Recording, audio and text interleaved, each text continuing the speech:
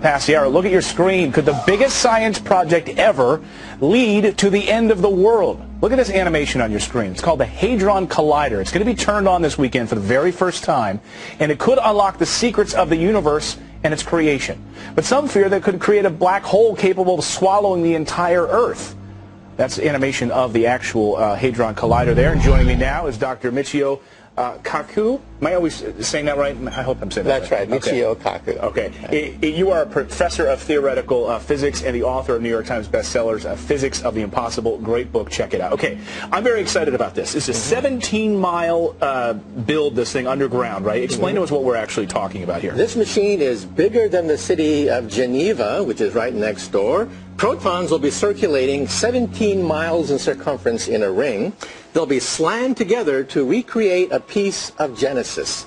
We're talking about the Big Bang Theory. This could show us the creation of the universe, That's right. On a very, very tiny scale. We're going to take a microscopic bit of the Big Bang and basically recreate it outside Geneva. Now, we're fearful that this could actually create, here's the black hole we're fearful that it could create. It could suck up Geneva, right? And we could lose the world. Brian has plans this weekend. Let him know, is the end of the world going to happen this weekend? The answer is no. Mother Nature slams the Earth with particles much more ferocious than anything that we can create with our pea shooter called the Large Hadron Collider. And the Earth is still here, and the Earth has been here for billions of years. We're not going to create mini black holes in this machine. Now, we could have had this right here in the United States because, as you were telling me, Ronald Reagan first proposed having it built right here in the United States. Ronald Reagan had a dream, and that is that the United States should be #1 in physics. This was the super collider to be built outside Dallas, Texas. Congress canceled that machine, and the forefront of physics has left the United States now and has gone to Europe, just the way the critics sabotaged Ronald Reagan's plan for a super collider. So Congress ruined it. We could have had that right here in the United States, not have to worry about going to Geneva. Let's throw up some facts on the screen. This is pretty incredible. This is the Hadron Collider. Cost $5.8 billion to build this thing. 2,500 scientists are involved in there. Are you involved in this? That's right. In fact, all of us are excited by the fact that we could discover new physics. The secret of creation itself might be revealed by this machine. Now, I've heard if they don't find it, that if they fire this thing up, fire these protons at each other, why 17 miles, first of all? Why do they need 17 miles of a circle to get these things sped up? It's like a race. The longer the race, the more energy you can build up, the more momentum you can feed. Every time it goes around, we kick the particles with more energy until we get up to trillions of electrons.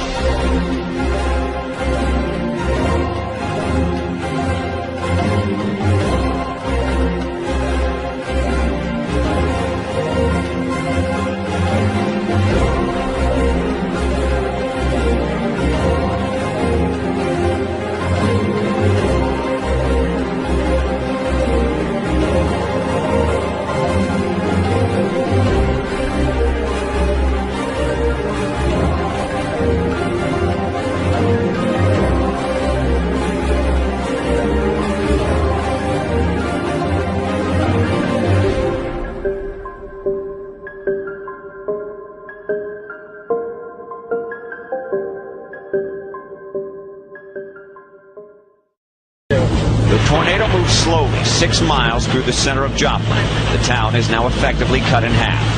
It was just crazy. It was like a jumbo jet was landing on your house. I love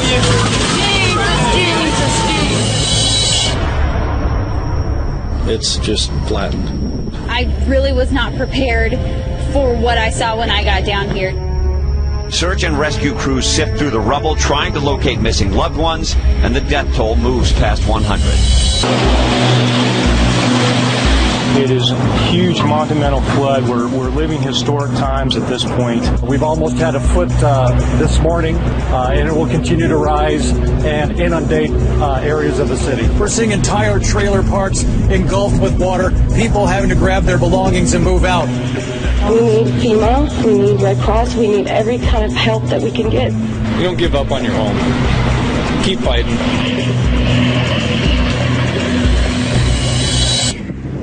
Floors trembling and the rocks are falling down. Good evening. The New Zealand city of Christchurch has been reduced to ruins by an earthquake, with dozens killed and unknown numbers of people still trapped in the rubble. Can you call out to us, please? The center just a few miles from this city of several 100,000 people.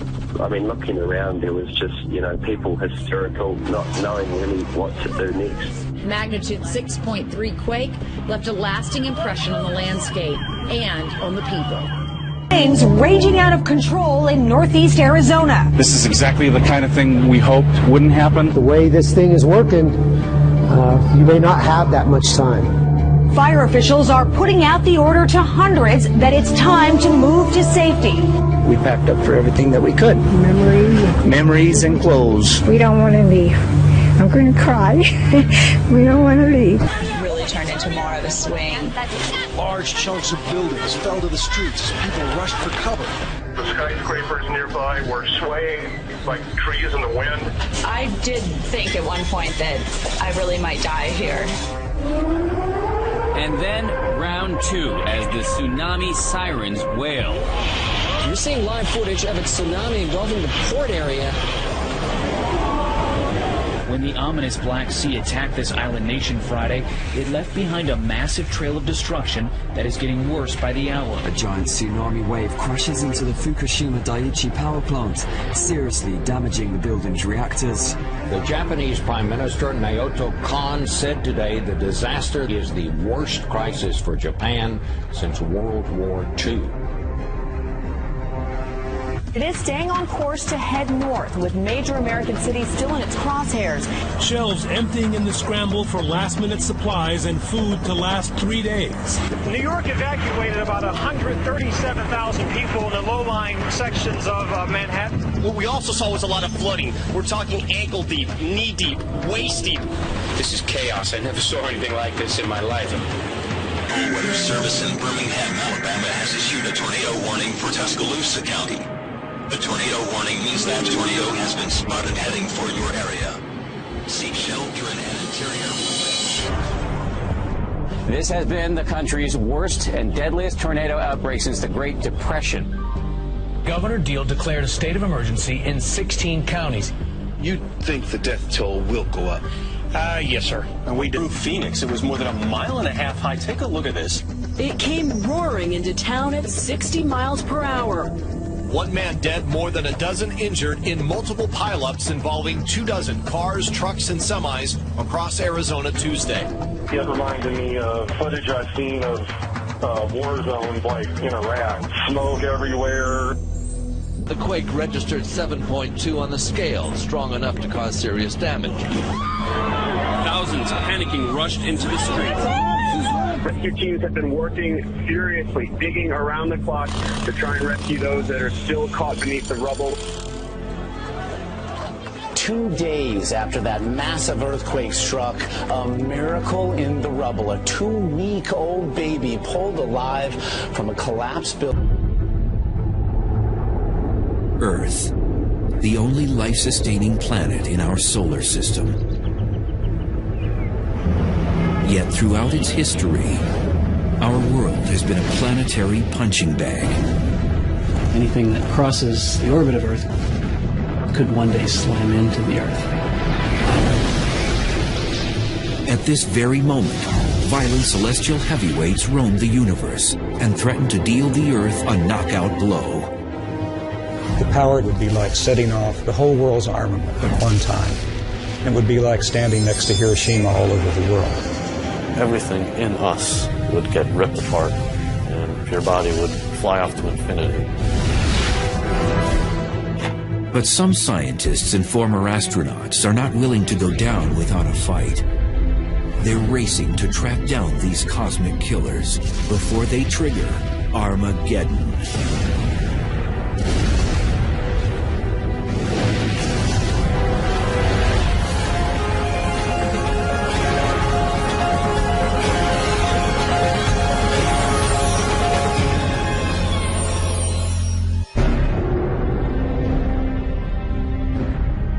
Earth shimmers like a sapphire jewel in our solar system. We go about our days unaware that in the far reaches of space, trouble could be headed our way.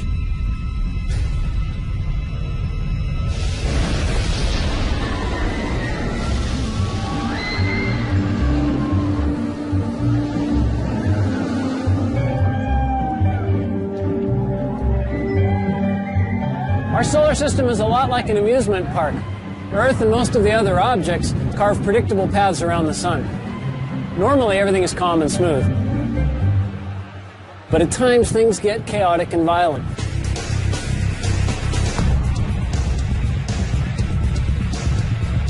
Earth can be slammed by space rocks, zapped by deadly space weather, jolted, jostled, and threatened by the object's energy and forces of the cosmos.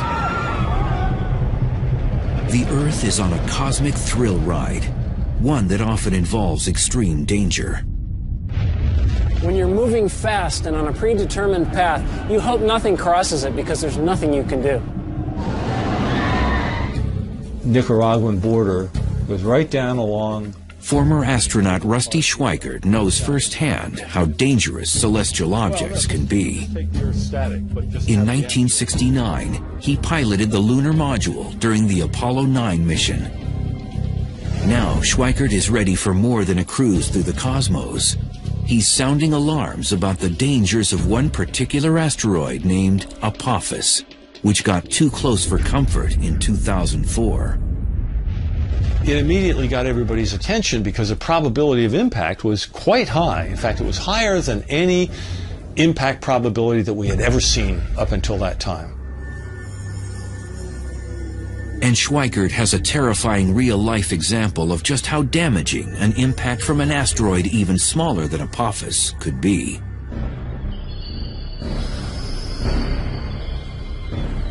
June 30th, 1908, 7:15 a.m.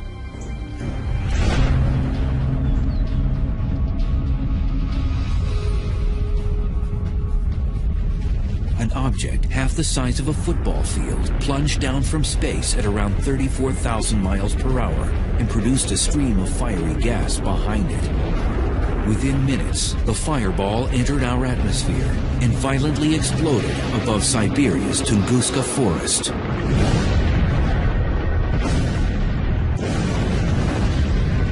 It became the largest explosion on Earth in modern human history.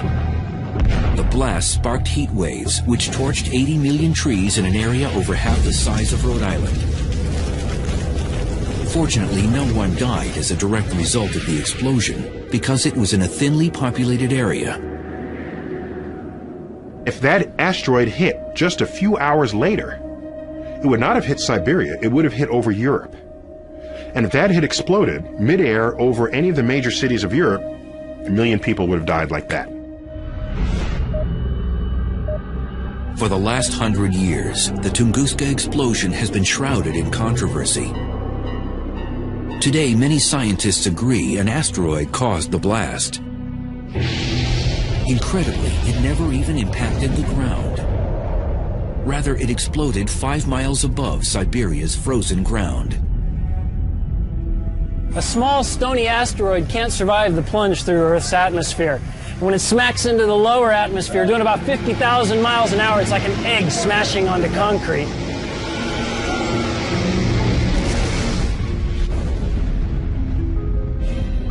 The blast over Siberia released energy equivalent to 15 megatons of TNT, 1,000 times greater than Hiroshima. If this were to happen over a large city, it would annihilate it.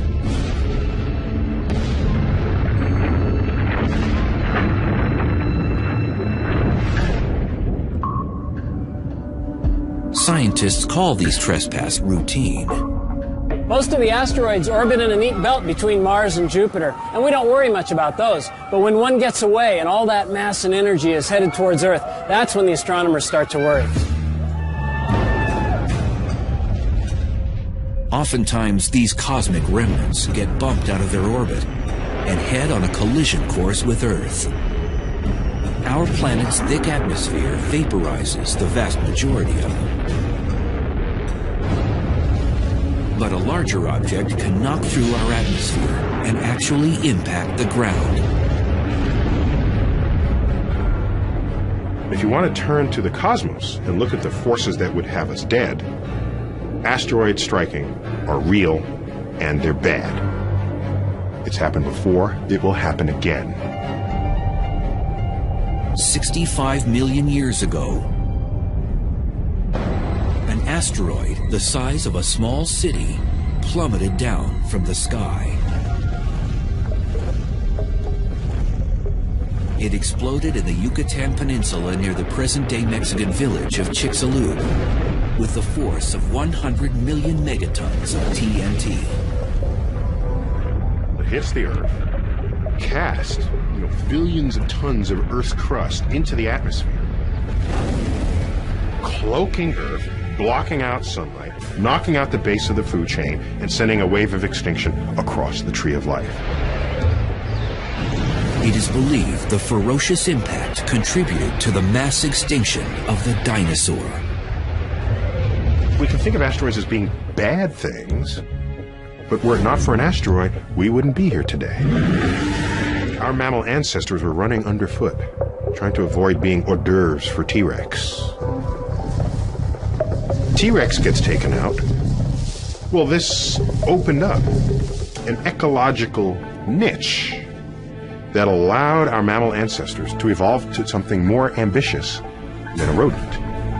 And out comes the primates, and among the primates we have people.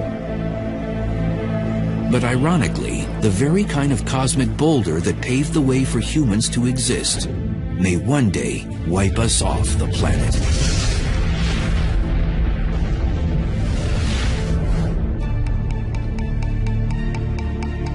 In 1998, Congress urged NASA to detect all the near-Earth objects over a half-mile in diameter or more.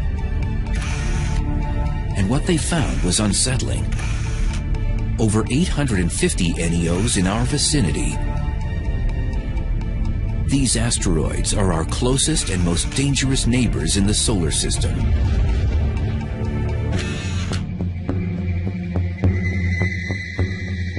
Donald Yeomans heads the NEO program at NASA's Jet Propulsion Laboratory.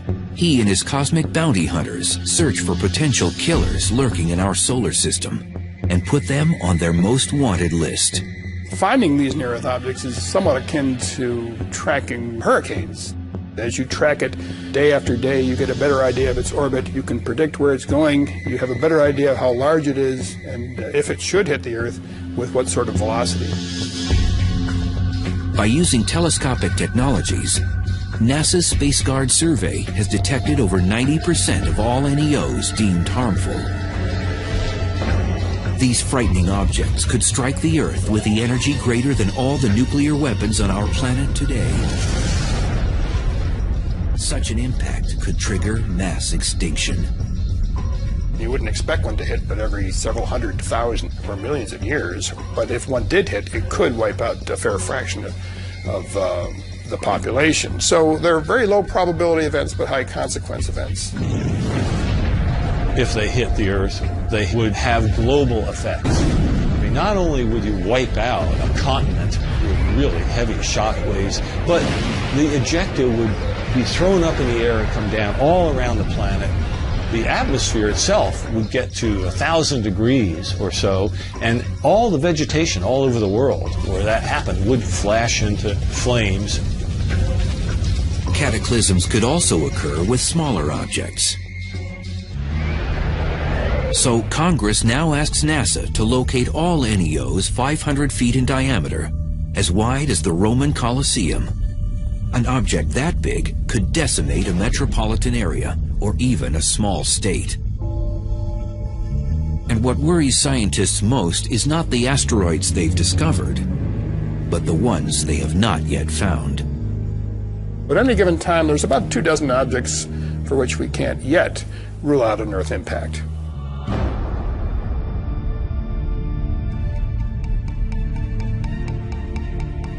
Former astronaut Schweikert has taken the threat of NEOs one step further. He's appeared before Congress to request a special government agency be responsible for protecting the public from space rocks. Today, we have the technology to stop near-Earth objects from impacting the Earth for the rest of history. I mean, we can literally now begin to reshape the local solar system so that our survival is enhanced. The question is, will we? Or will we go the way of the dinosaurs?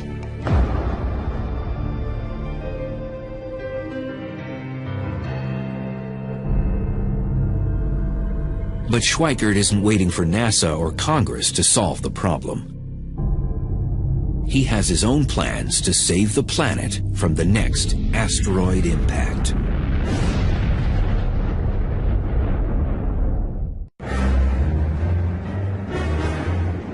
It's hard to believe the Earth has survived over 4.5 billion years, because since its infancy, the planet has taken a beating.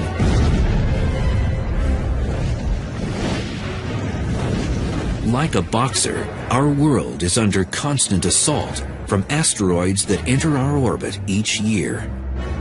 But in the future, Earth could be knocked out. Former Apollo 9 astronaut Rusty Schweikert refuses to be bullied by asteroids. And now he's ready to defend Earth against these harmful rocks.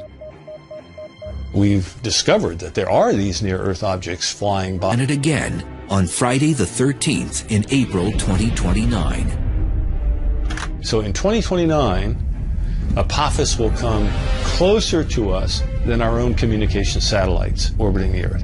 It will be so close that people who are in the right place will be able to see Apophis go by the Earth with your naked eye. You won't even have to have binoculars. That's how close that asteroid is going to come. Apophis has an over 99% chance of missing the Earth in 2029. But if Apophis passes the Earth at a distance of exactly 18,893 miles, it may pass through a gravitational keyhole, a narrow region in space a half-mile wide. If this happens, the Earth's gravity could upset Apophis and change its trajectory. It could cause it to return and hit Earth 7 years later, on April 13th, 2036. The gravitational effect of the Earth will cause it to bend, cause the Apophis orbit to enlarge to precisely the size which 7 years later it will come around and hit the Earth. At the present time, Apophis has a 1 in 45,000 chance of delivering a deadly blow in 2036. But even these odds have scientists placing bets. It's one thing to know that there's maybe 1 chance in 45,000 that it's going to hit the Earth, but what you'd like to know, is there 1 chance in 100? Is there 1 chance in 10? Is the probability 1 that it's going to hit the Earth?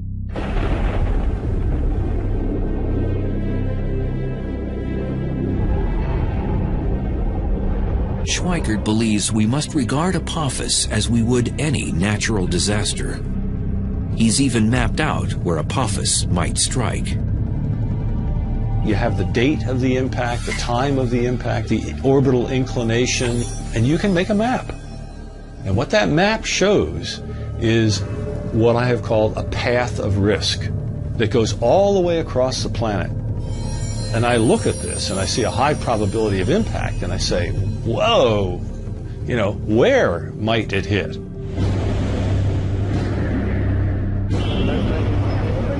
According to Schweikert, Apophis could impact any point along this path of risk. It begins in western Siberia, cuts across and down the Pacific Ocean near California. Then it traverses Central America and finishes in Western Africa. Schweikert proposes a chilling scenario of where Apophis might strike. The asteroid could land in the Pacific Ocean off the coast of California with the force of over 1 million megatons of TNT. Such an impact would create a 5-mile wide, 9,000-foot deep crater in the water, which would unleash tsunamis. Relentless 50-foot waves would pound the coastline, resulting in unimaginable human loss. An asteroid that's 1,000 feet in diameter, having it hit in the ocean is not a good deal. Hundreds of billions of dollars of damage from something like that. Scientists are presently working on technologies to preempt such a cosmic strike. One idea involves blowing up an asteroid. But some feel this could compound the problem, sending several chunks of the asteroid in our direction instead of just one. Consequently, Schweikert's new mission is to change the orbit of asteroids that could impact Earth. What you want to do is basically change the asteroid's orbit very, very slightly. You change its velocity by a 10,000th of a mile per hour so that it will miss the Earth instead of hitting it. Rusty's colleagues have drafted conceptual designs of spacecraft that could deflect asteroids, particularly Apophis. One would tow harmful asteroids away from Earth, but instead of lassoing the rock like a bull in a rodeo, the tractor will hover in front of it and use gravity as a tow line. If you park in front of an asteroid for a long enough period of time and you stay close enough to it but not touching it, you're going to increase its velocity. Or if you park behind it while it's moving along, you're going to slow it down very slightly. We can change the orbit of an asteroid if we know about it far enough ahead of time. Although a space probe has landed on an asteroid in the past, the most challenging idea is launching a manned mission.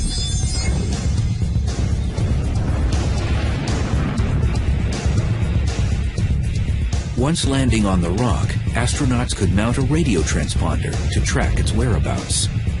You could just use a robotic mission to go to an asteroid and land, grab a sample, and bring it back. That's not that difficult. What you gain by a manned mission is they can react to interesting areas on the asteroid surface. They could go here, there, and they wouldn't have to rely on remote navigation.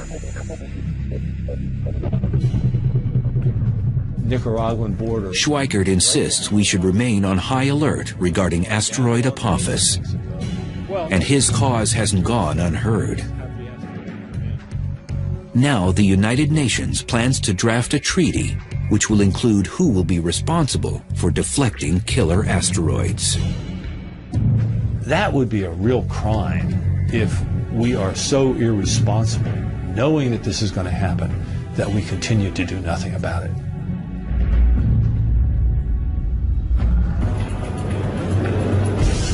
In far-off galaxies, galactic invaders are at work, itching to end life on the planet as we know it. 3 times daily, a strange flash pulsates across our sky. It's hundreds of times more powerful than the world's total nuclear armament, but it's not man-made. And if one happens close enough to Earth, it could end life on our planet.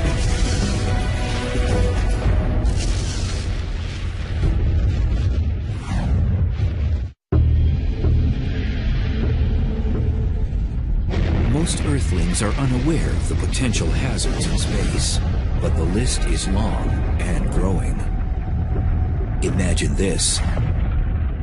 Within our own galaxy, the Milky Way, a massive star explodes, sending a lethal burst of energy rocketing toward our planet. This is a gamma-ray burst, the biggest explosion to rock the universe since the Big Bang. In the cities and countryside below, there's no warning of what's about to happen. And then, it strikes. It would be equivalent to standing 1 mile away from Hiroshima, any place on the Earth. The potent radiation cooks the upper atmosphere. Our ozone layer roasts. Across the hemisphere, human beings burn to death from radiation 100 times the fatal dose. The disappearing ozone layer causes increased temperatures around the world, triggering cyclones, tsunamis, and hurricanes. Most life on the surfaces of land and water incinerates. This may seem like science fiction, but it could happen if a gamma-ray burst hit Earth from 100 light-years away. Gamma-ray bursts are the brightest explosions in the universe. Because they're so far away and yet still so brilliant, they must involve an enormous amount of power. As much energy as the sun will emit in its entire 10 billion year lifetime.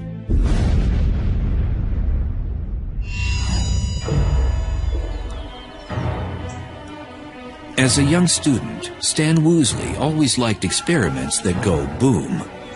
Now, the work of this astrophysicist is more than child's play. He's one of the galactic detectives trying to uncover the mysteries behind gamma-ray bursts. We know there are many planets and many stars throughout the cosmos, so there may have been countless civilizations that were destroyed by gamma-ray bursts. These peculiar beams of radiation were first spotted in the 1960s. At first, most astronomers believed these gamma-ray bursts must exist in our own galaxy, the Milky Way, because they're so bright. There were reasons for that. One was that if they were outside the galaxy, the energy was almost unbelievable.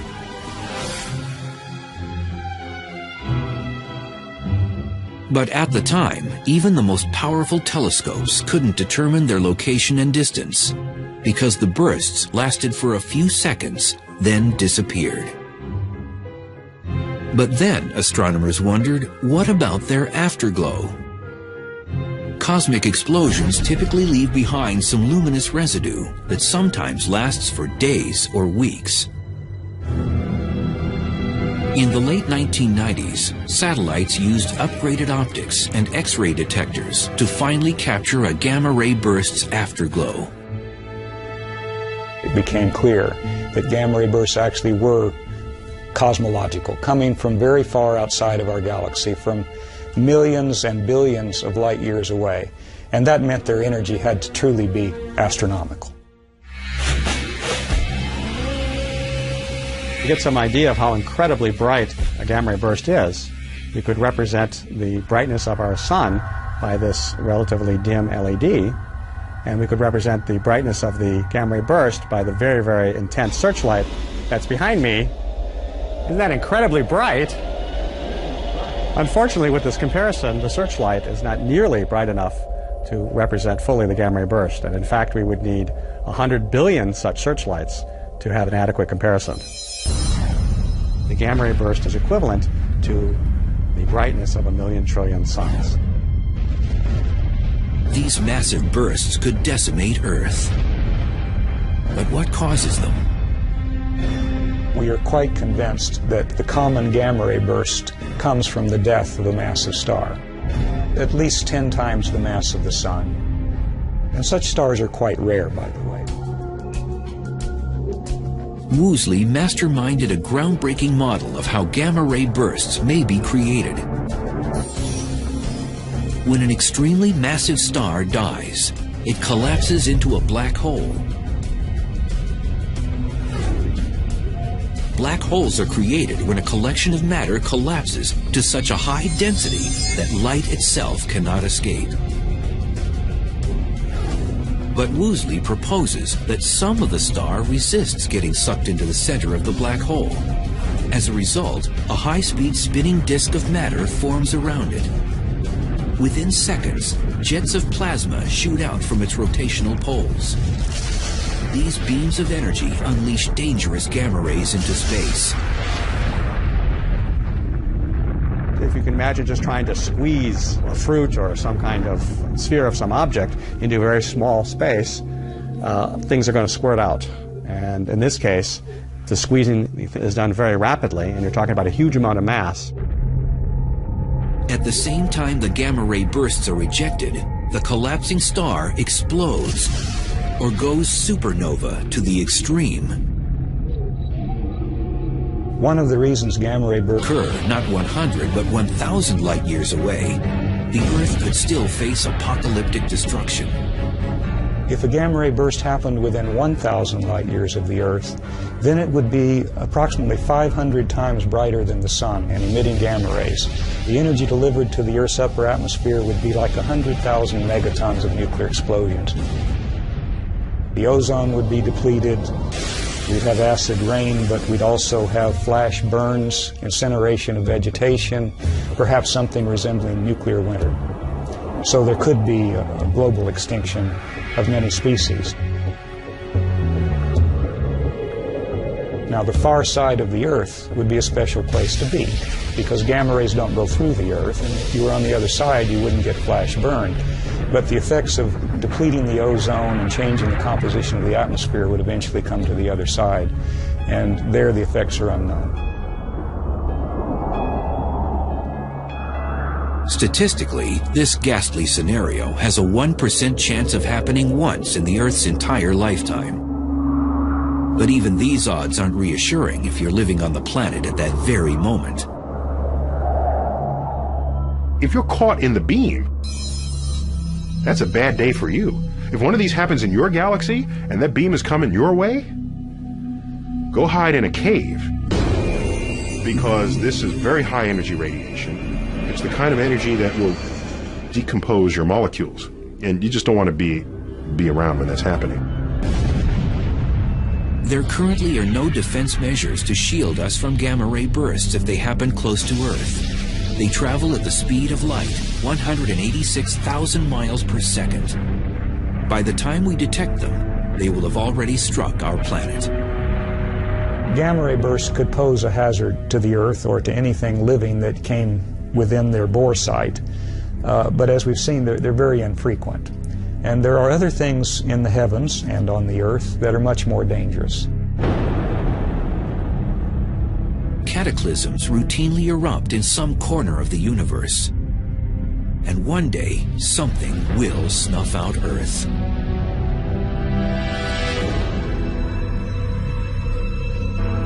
Most of the time, our ride around the sun is gentle and uneventful like this Ferris wheel. And as long as nothing gets in our way, we could go on like this for millions of years. But sooner or later, we know that this smooth ride will come to an end. We just don't know when. Sadly, our planet's ultimate demise will probably come from the very thing that provides us life.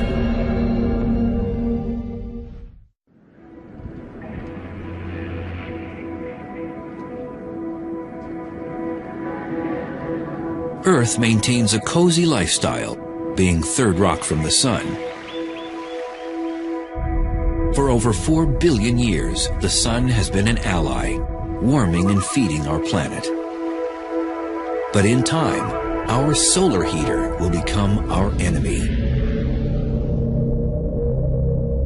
The sun and the Earth have a unique relationship to each other. The Earth has a particular temperature, it's a particular size, it has life on it, and oceans, and those things depend on the sun. The sun is at the root of the existence of life on the Earth, and the sun will be at the root of its demise as well. Earth's relationship with the sun will become dysfunctional when our solar mother really turns up the heat. The sun gets hotter because it's burning hydrogen into helium. 4 hydrogen atoms become 1 helium atom. That means there are fewer particles bouncing around inside the sun. And that process basically means that the sun has to get hotter and brighter to hold itself up. As the sun's core gets hotter, its outer parts will swell in size and turn red.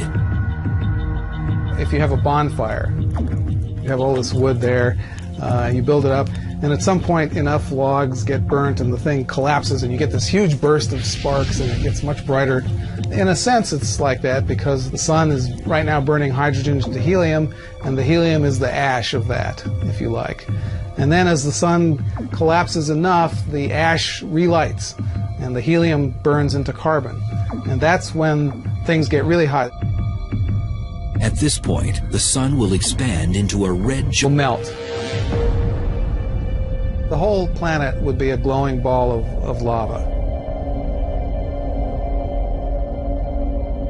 The sun will fry the inner planets, and even though the sun will become red and cooler, the Earth will be much hotter. Just leave the Earth a burnt cinder, like a charcoal briquette. So that would be bad for life on Earth. And the Earth's hellish fate isn't over. As a red giant, the sun will fluctuate in size before collapsing into a white dwarf. The sun that was huge suddenly becomes the sun that's very small and extremely dense.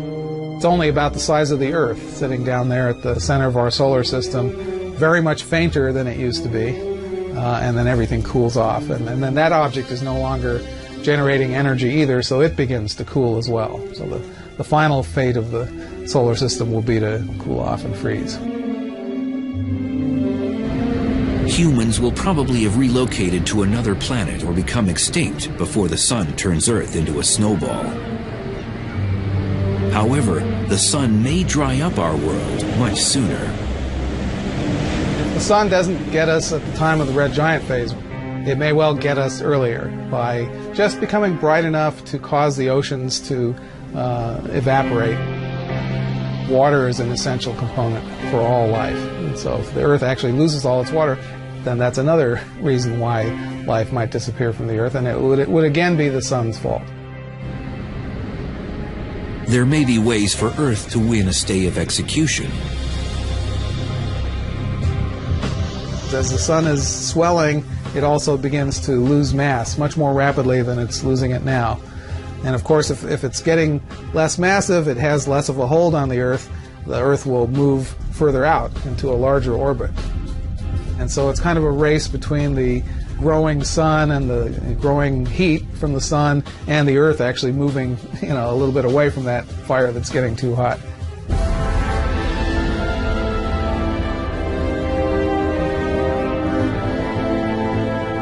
If our planet somehow manages to avoid getting fried or frozen by the sun, its future remains increasingly bleak.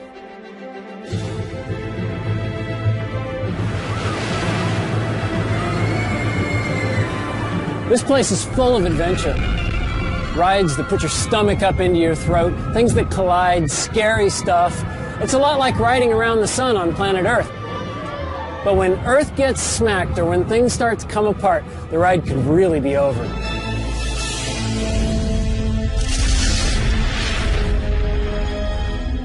I don't know what that means for the universe to end, because I like time.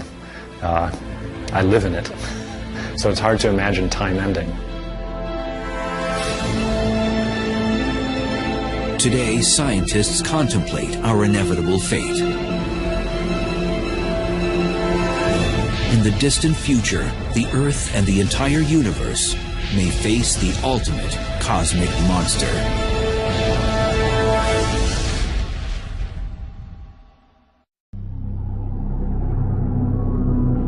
No one suspects that Earth's most lethal enemy lurks amongst the stars. But in the future, and without prior warning, a cosmic Grim Reaper will unleash the ultimate Armageddon.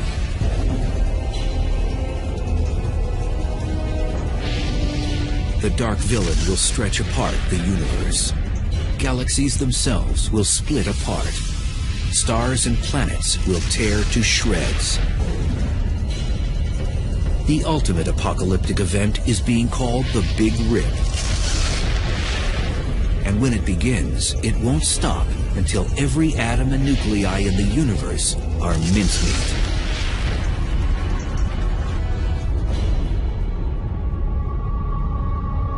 The Big Rip, it really is the end of the universe. It's not like we're the last ones at the party wondering what's going on and we can go do something else. It's really like you've turned off all the lights and the universe just ends.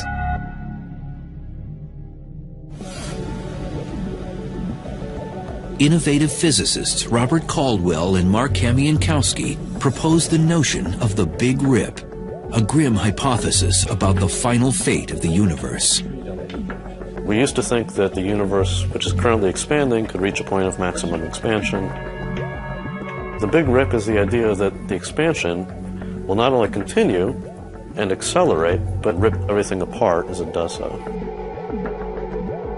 Caldwell and Kamiankowski calculated that the universe is expanding at an alarming and increasing pace, and that something is sucking everything outward like a vacuum.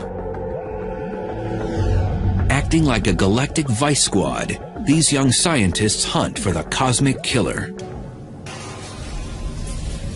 They believe a mysterious phenomenon called dark energy may be the culprit. Figuring out what dark energy is probably the #1 goal of cosmologists today. Dark energy is dark, so you can't see it. We can feel what it is. We feel it through its effects on the gravitational behavior of the universe. There could be some dark energy in this room, under the chair. It's only when you look at its properties on really big cosmological length scales, billions of light years across, that you start to see the cumulative effects of the dark energy. It causes things to be pushed farther away from each other and contributes to the expansion of the universe in a quickening pace. Edwin Hubble, whom the Hubble telescope is named after, first discovered the universe is expanding back in the 1920s. But it wasn't until 1998 when a crack team of scientists measured that this expansion is moving like a runaway train.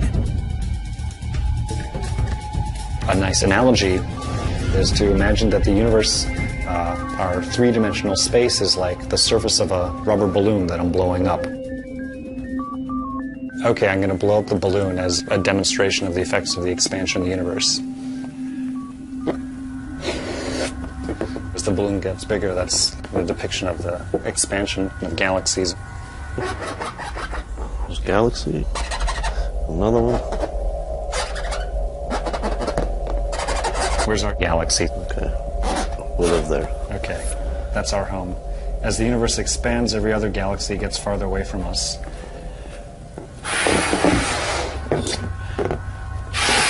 In ordinary expansion, each galaxy stays the same size. But if you have super accelerated expansion, then the galaxies themselves can each expand, which is sort of what's happened here. If I could blow it up fast enough to depict a big rip, then the balloon would explode. That's like space-time not being able to take it and coming to an end. So instead we'll just pop a hole in the balloon. That's the big rip. According to Caldwell and Kamiankowski, the universe has no hope of surviving the Big Rip. They've even come up with a countdown to this apocalyptic event. The Big Rip kind of rolls up its sleeves and progressively takes apart the universe layer by layer, working from the outside in, going from the largest scales to the smallest scales. 1 billion years to pull apart clusters of galaxies, then hundreds of millions of years to pull apart galaxies themselves, and then down to the size of a solar system, we're talking hundreds of thousands of years, and then to tear apart the Earth itself would take less than an hour. It's kind of interesting to think about what that would look like. If I'm in my protective capsule watching things happen, I would see this wall of darkness that starts coming towards us. I would would no longer, at that point, be able to see any stars.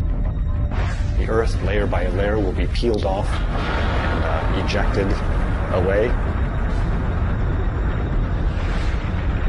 Everything in us, the molecules that hold us together, would get ripped apart, and every atom that makes up your body would fly off to infinity in a very short period of time. Fortunately, mankind doesn't need to lose sleep over the Big Rip. Caldwell and Kamiankowski estimate that it will climax 50 billion years from now, when the universe is over 3 times its current age.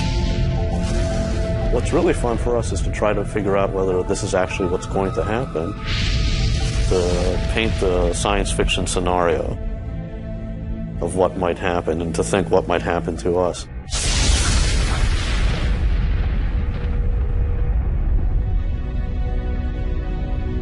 Deep space threats are real. Some could harm us tomorrow, others in the far future. But one thing's certain, something will terminate Earth and probably the entire universe once and for all. It's only a matter of time. It's useful